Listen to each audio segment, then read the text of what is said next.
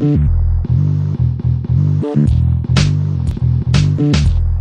projeto do Parque de Software foi fruto do trabalho de várias pessoas e instituições de forma conjunta, como nunca visto antes no setor de tecnologia na época. Como forma de agradecimento, realizaremos agora a entrega de homenagens para 12 pessoas que deixaram a sua marca neste local. Neste momento de homenagens, chamamos então o diretor-presidente da Visionária Informática e presidente da APS, Sérgio Mainetti Júnior, para falar sobre a época da criação deste parque tecnológico.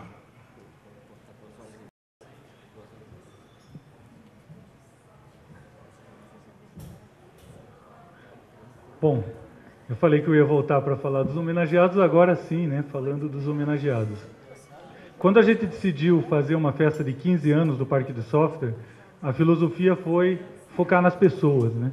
Então, por isso que a gente está fazendo uma homenagem bem voltada para as pessoas. A gente acreditou que se a gente homenageasse, digamos, as instituições da época, as instituições mudam, as pessoas que estão lá mudam, então poderia não estar, de certa forma, agradecendo para as pessoas que trabalharam, né, para o Parque de Software. E a gente sabe que, na maioria das vezes, mesmo falando em instituições, mesmo em se falando em empresas, grandes corporações, são as pessoas que fazem a diferença. Então, por isso, estamos homenageando aí todas essas pessoas, né? Naquela época da criação do Parque de Software, eu, claro, era mais jovem, né? Tinha recém-formado, vindo de um mestrado e tal, então acompanhei muito dessas pessoas. Nem sei se lembram de mim naquela época, mas eu lembro das batalhas aí para trabalhar para o Parque de Software. Eu lembro que eu vi a notícia do lançamento da Pedra Fundamental na Gazeta do Povo, no jornal de papel mesmo, né? Não, naquela época a gente lia jornal em papel, né? Viu como muita coisa muda em 15 anos. E eu não pude vir porque eu estava dando aula na época, professor. E, por coincidência, estou aqui bem agora, nos 15 anos, né, podendo homenagear essas pessoas. Ironia do destino, ou, vá saber, talvez, profecia autorrealizada, né? A lógica aqui é a gente homenagear 12 pessoas. Claro que eu peço desculpas aí para muitos que a gente não pôde homenagear. É muito difícil resgatar todo mundo da época. A gente fez um trabalho aí de ir falar com todos, mas a gente sabe que não foram só 12, foram muito mais que 12. Mas eu acredito que esse grupo de 12 pessoas é bem representativo, talvez fortemente representativo da criação mesmo, do momento da criação do Parque de Software, né? As pessoas que não pudemos alcançar, claro, não dá para chegar a todos e também difícil medir, né, quanto que se dedicou tal no Parque de Software, então eu peço desculpas, né, para os que a gente não pôde alcançar e assumo a responsabilidade de qualquer erro, de qualquer falta, de ter esquecido alguém. Para mim, a responsabilidade é minha. É muito difícil quando a gente tem que homenagear grupos, né, não dá para, talvez, conseguir chegar a todos. Dessas 12 pessoas, eu vou citar uma aqui já, ela vai ser homenageada, mas ela não está presente, que é Roberto Almeida. Muitos aqui lembram do Roberto Almeida. Roberto Almeida, ele era o coordenador executivo do CITES, ele está em São José dos Campos, não pôde vir, conversamos com ele, e a gente deve muito ao Roberto Almeida por todo o trabalho que fez aqui no Parque de Software, por todo o trabalho que fez no CITES, e principalmente os primeiros anos do Parque de Software, trazer empresas para cá, era um grande trabalhador aí pelo Parque de Software, né? Até deixe-me contar uma historinha aqui que esses homenageados talvez não vão lembrar, né? Essa historinha eu lembro. Eu tinha acabado de, como eu falei, né, vir de um curso no exterior e tal, e fui trabalhar no CITES. E na época nem era o Roberto Almeida ainda, acho que o CITES tinha acabado de nascer. A CESPRO era ali do lado, na Saldanha Marinho, né? O Ernesto Santa Maria, presidente da CESPRO, está aqui, né? Vai ser homenageado também. E eu lembro que numa das grandes batalhas aí de trazer a empresa para cá, o Kival, o Paulo Miranda, eu não lembro mais quem, mas acho que era o Ernesto, não vou lembrar assim todos, talvez o Flávio Bortolozzi, me chamaram para ir junto numa dessas batalhas para trazer uma instituição para cá, né? Nem lembro qual que era a instituição, mas estava lá eu, novato, super novato, e aprendendo com todas essas pessoas, né? E eu lembro que a reunião não foi boa, a reunião foi horrível, a instituição não queria vir, foi aquelas reuniões que às vezes acontece, quem é dos mundos dos negócios sabe que a gente às vezes sai arrasado de várias reuniões, né? E eu lembro essa lembrança que eu tenho, né? Eu lembro a gente lá embaixo já do prédio e tal, indo embora, e essas pessoas que eu falei agora, que Val, todo mundo triste, bem triste, né? Meio arrasado, cansado, e dava para ver a batalha que estava fazendo pelo parque de software. E eu olhando tudo aquilo, né? E a lembrança que eu tenho é, puxa, como eles estão trabalhando pelo setor de TI, como eles estão trabalhando pelo parque de software, e eu vindo de um curso do exterior, da época do boom da internet, Vale do Silício, apaixonado por software e tal. Naquela hora eu pensei, pô, esses caras são meus heróis, né? São meus heróis, eles estão trabalhando muito pelo parque de software, claro que ninguém sabe disso, né? Estou falando só agora, mas é uma lembrança que eu tenho, né? E por coincidência eu estou aqui de volta fazendo essa homenagem em nome da PS, né? Para essas pessoas. Agora a gente vai ver um vídeo, né? Só um pouquinho, só para falar aqui uma frase final. Para tocar esse vídeo, a gente fez assim entrevistas com algumas pessoas, não deu para entrevistar todo mundo por limitação de tempo. E depois do vídeo a gente vai fazer a entrega das placas e ao final o Quival Chaves vai falar em nome dos homenageados, né? Também não dá para todo mundo falar, a gente tentou fazer um evento bem sucinto, né? Mas eu fui procurar uma frase aí que fosse uma frase de efeito para esse momento, né, dos vídeos, dos fundadores, dos criadores do parque de software. E claro que acabei achando uma frase meio clichê, mas achei que a frase se aplica aqui ao momento. Fui lá, pesquisei na internet, hoje é fácil achar frase de efeito, né? E é uma frase do Isaac Newton, até na verdade é uma frase ele escreveu em 1676, essa é a novidade, né? Para um amigo dele, Robert Hooke, isso eu encontrei no Google. Mas a frase é a seguinte: se vi mais longe foi por estar de pé sobre ombros de gigantes. Então vamos ver os vídeos agora dos gigantes. Então foi tudo assim, muito engraçado, muito na louca, muito na ousadia, mas saiu. E aí logo, rapidamente, daí, tinha todo o pessoal do software envolvido, o Guido Emanuel, o Quival Weber, quem mais? Roberto Almeida, né? O Roberto Almeida, demais. O Schorer, que deu uma força louca, e na época ele era Siemens, e a Siemens se prontificou e começou logo a construir os CITES na época. O Paulo Miranda. Então foi tudo muito legal, muito comunitário, porque a luta foi de todo mundo, não só deles, querendo uma coisa que realmente era fundamental, que para mim, eu acho que da gestão que eu tive lá, foi a obra mais fundamental.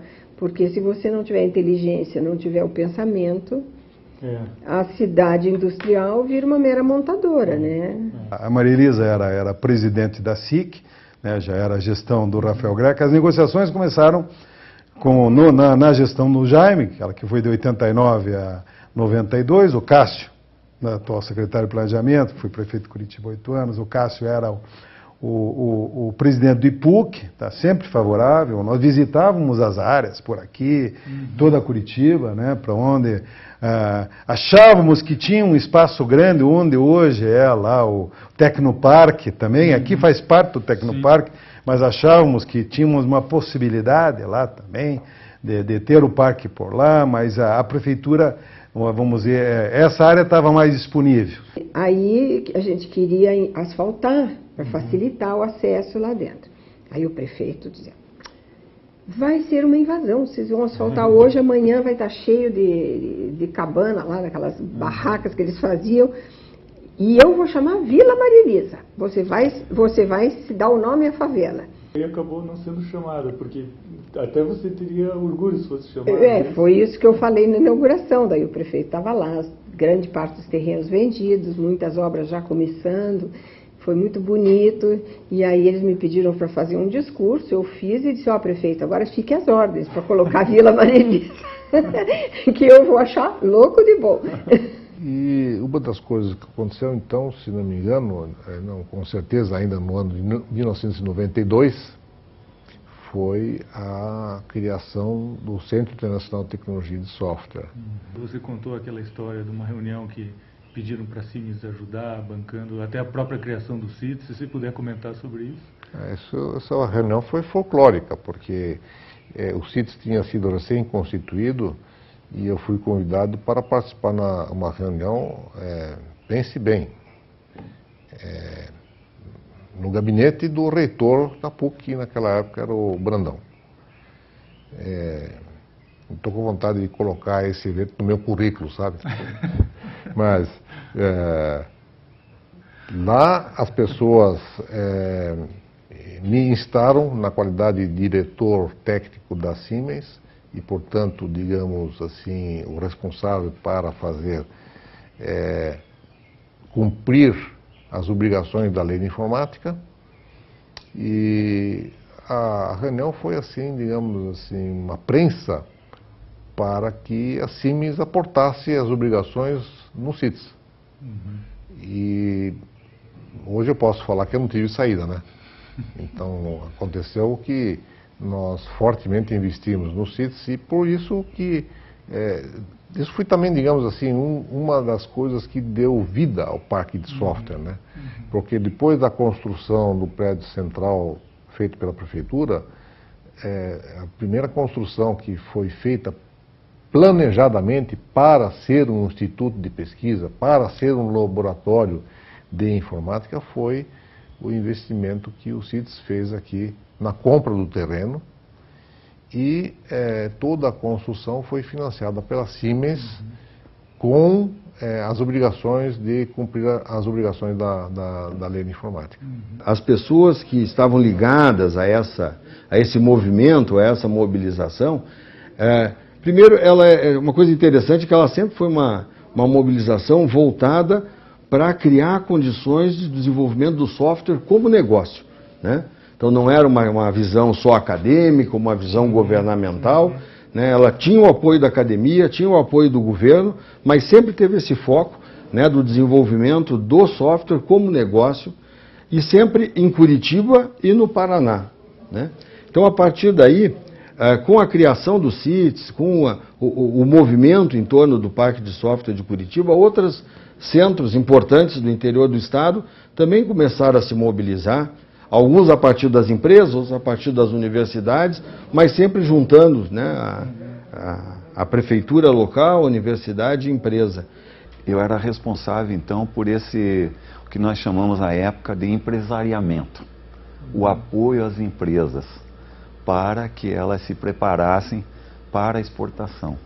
Eu estava trabalhando lá em São Paulo e cruzando com o coordenador do CITES na época, Roberto Almeida, um amigo de longa data do Centro Técnico Aeroespacial da Aeronáutica, ele me falou que aqui em Curitiba estava se fazendo um projeto inovador e que eu precisava vir visitá-lo aqui.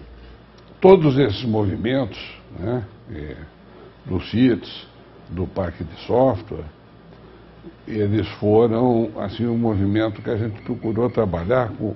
Eu sempre trabalhei assim, hoje inclusive continuo trabalhando com a tripla hélice, com a hélice tripla, né? Tipo o DNA, né? Você tem uma das hélices é a da indústria, a outra é do governo e a outra é da academia.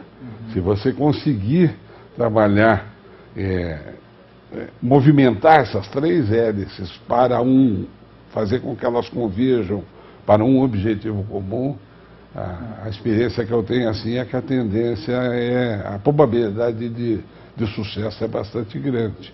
E daí aceitei o convite do Almeida e vim visitá-lo no Tecpar ainda. E ele me mostrou com mais detalhes qual era a amplitude do projeto do Parque de Software, de ter um condomínio onde teríamos só empresas de software, empresas inovadoras, algumas empresas âncora para os grandes terrenos que tinham disponíveis aqui, se não me falha a memória, 22 terrenos, e que um dos terrenos seria usado para um condomínio, seria feito um edifício para um condomínio de pequenas empresas inovadoras.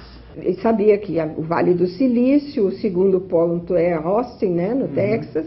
Então foi um representante da Copel, da Telepar, da Secretaria de Fazenda do Estado, e nós. E fizemos apresentações para as empresas e visitas. Eu me lembro que eu fui falar com o superintendente da Dell. Bem com uma cara de pau nós lá, o cara nunca nem sabia que Curitiba existia no mundo. Aí ele disse assim, eu estou muito impressionado que uma cidade de porte médio do Brasil tenha tido essa iniciativa. E realmente, a gente foi atrás, né? E eu fui para Austin, né? Eu levei minha família, inclusive, em 92, para passar 6 meses em Austin, fazer um estudo da indústria de software nos Estados Unidos. E tive toda essa relação lá com o polo de TI de Austin e com o IC Square, né?